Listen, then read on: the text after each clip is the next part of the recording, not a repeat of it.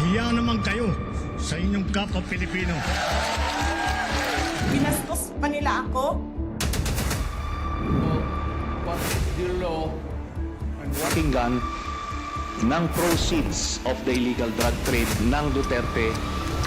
You're a law enforcement, the highest law enforcement official being head of PNP. Yeah. Now you're hiding this scoundrel, this fugitive. Itong issue na to, labanan, para siyang kumbaga kung isasali natin sa debate, labanan siya ng idea mo about sa gender, kung ano ang ibig sabihin sa'yo ng gender equality. Ako po, I want you to guide me, kasi sabi ko nga, I'm a student here. Ano po yung tingin ninyo na sinasabi nila? Sa parte daw ng lalaki, saying those words is tantamount to just saying an analogy of thoughts of a guy, but not merely towards hurting other people or other women in danger or putting themselves into harm or degrading their gender. It's a thought process daw po. Ano ang masasabi? Ang problema, yung thought process is referring to something external of the speaker. You're referring to another.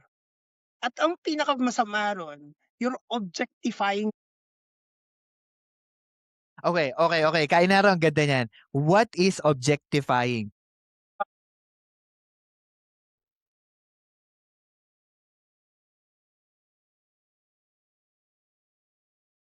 Mm.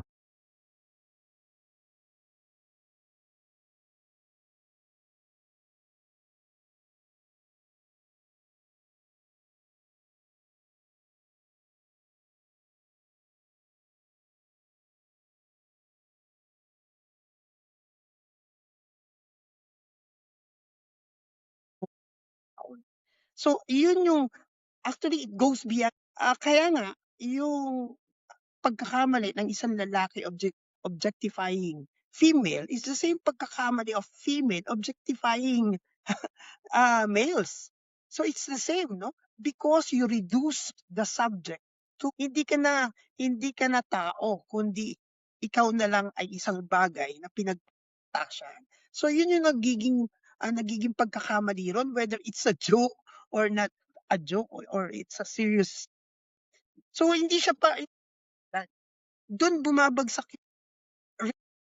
Pero po sa tingin niyo po, because this is gender, syempre everyone has their opinion.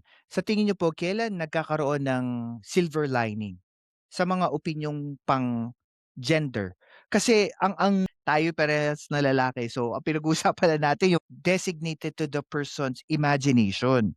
And then parang sinasabi ng ibang kalalakihan, bakit kami lang bang mga lalaki, tulad nga ng sinasabi niyo, objectifying other gender? 'Di ba, yun na ba yung sukatan ngayon kung anong tama at mali porket may lalaki lang nagsalita? Ganun po yung nagiging diskwento ng ibang kalalakihan. Ano po masasabi niyo diyan? Alam mo nga, luma na rin 'tong pinag-uusapan natin kasi ngayon, multi-gender na, eh. Hindi na gender na lang ng babae, lalaki 'to, eh. Pero just the same, pumupunta ako ron sa root of the at sinusubukan ko, ng root of the matter is the innate, dignity o karapatan ng tao. Yun yung Mhm. puso ng usapin. Whether lalaki o babae suntay, whether si suntay ang nagsalita o isang babae to suntay, if you are objectifying ka, so walang katwiran doon, whether yan ay pabiro, nasabi mo. Tapos, in terms of yung nasaktan, yung parang lens dyan, hindi rin sa doon sa kasi siya yung nagre-react, eh. So therefore, whether sinasadya mo o hindi mo may epekto siya, eh. So kung ah, ah, may kahulugan yung ginawa mo, nakakasakit siya regardless.